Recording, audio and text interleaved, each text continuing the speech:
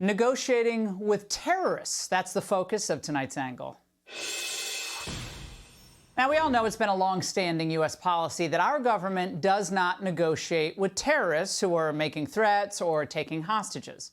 Now, it makes sense, right, as a general matter, because saying otherwise would put an invisible bounty on the heads of Americans traveling or working abroad. And as years wore on, U.S. presidents generally maintained this policy. But as usual, Obama muddied the waters, all the while claiming to stick with the old policy. I firmly believe that the United States government paying ransom to terrorists risks endangering more Americans and funding the very terrorism that we're trying to stop. At the same time, we are clarifying that our policy does not prevent communication with hostage takers by our government, the families of hostages, or third parties who help these families. And when appropriate, our government may assist these families and private efforts in those communications. Now, obviously, we all understand or try to understand the pain that families of these hostages are going through, and its desperation.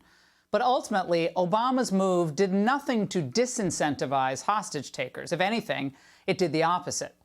And don't forget, this move came after Obama's absurd swap of 5 high-ranking Taliban prisoners at Gitmo for 1 U.S. Army deserter, Bo Bergdahl. We had the cooperation of the Qataris to execute an exchange, and we seized that opportunity. In terms of potential threats, the release of the Taliban who were being held in Guantanamo was conditioned on the Qataris keeping eyes on them and creating a structure in which we can monitor their activities. We will be keeping eyes on them. Oh, yeah. We all know how that ended up. One of the released prisoners is suspected of returning to the battlefield. The Qataris were really on it, though.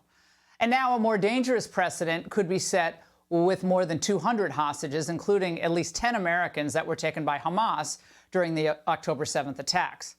Now, rather than being held accountable and quickly for their barbaric murder of civilians and the torture of women and children, Hamas is using hostages to win propaganda points and stall an invasion.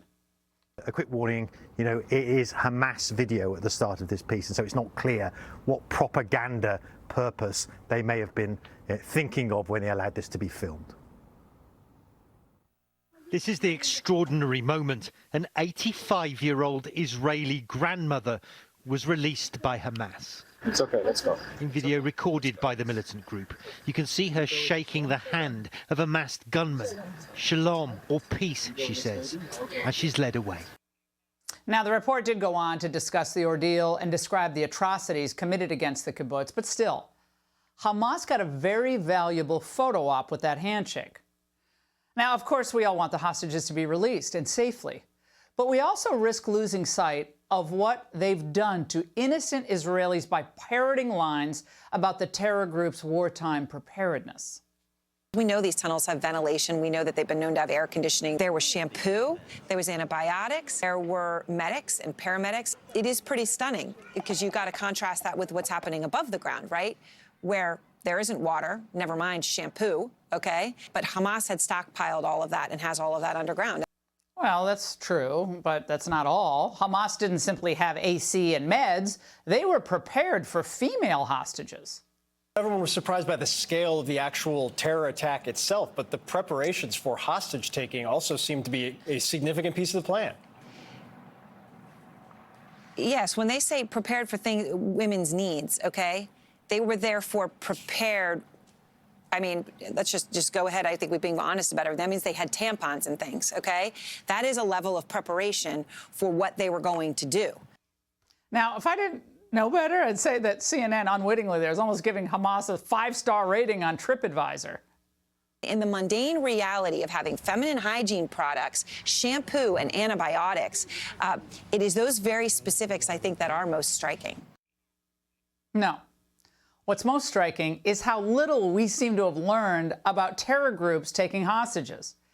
If you give them an inch, they will take a mile, and next time they're going to take more prisoners. This is why I think we should just let Israel make its own decisions here, because when the Biden people get involved, 9 out of 10 times, it's a bad outcome. Now remember, this is the same crowd in the Biden White House that transferred $6 billion to Qatar to fund the release of Americans in Iran. Only for humanitarian needs that $6 billion is going to be used for. Now, under pressure post-October 7th, the White House did order the funds to be put on hold, but not permanently frozen. About the $6 billion. I understand Iran hasn't accessed any of this yet. It's intended for humanitarian purposes, but there have been reports of this quiet agreement. So yes or no, if Iran wanted to access this today, could they? I'm not going to speculate one way or another here about future transactions. What I can tell you is none of it has been accessed, and we are watching every dime, as you would expect we would. We're watching it very, very closely. Now, this is not the time for amateurs, but unfortunately, that's what America has in charge. At a time when Americans are being asked to go further into debt to support Biden's foreign policy, we need clarity now more than ever. And to that point, you can understand how young people get fooled when our own press refuses to describe Hamas accurately. Check out the Associated Press's topical guide to the Israeli-Hamas conflict. It notes that bitterness and anger on both sides exist, but then it claims that the term terrorism and terrorist have become politicized. Therefore, they're not using those terms to describe specific groups.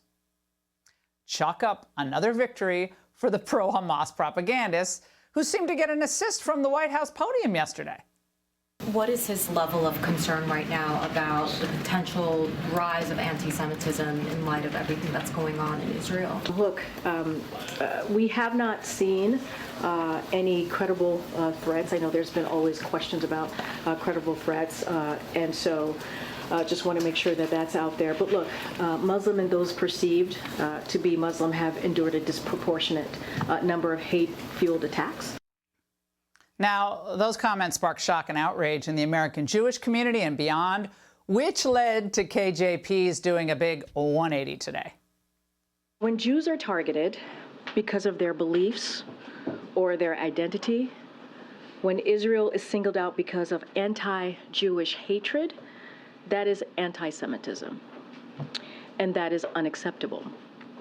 There's no place for anti-Semitism, full stop, period. This is important to the president. It's important to me personally and to everyone in the administration. Full stop, period. This is embarrassing. But then again, she's been embarrassing from day one. So why is anyone surprised here? The hard reality is that as long as Joe Biden is president, America is going to continue as a nation that just careens from crisis to crisis. And all of our adversaries know this, so they're going to use our missteps to advance their own interests and, of course, along with it, their propaganda efforts.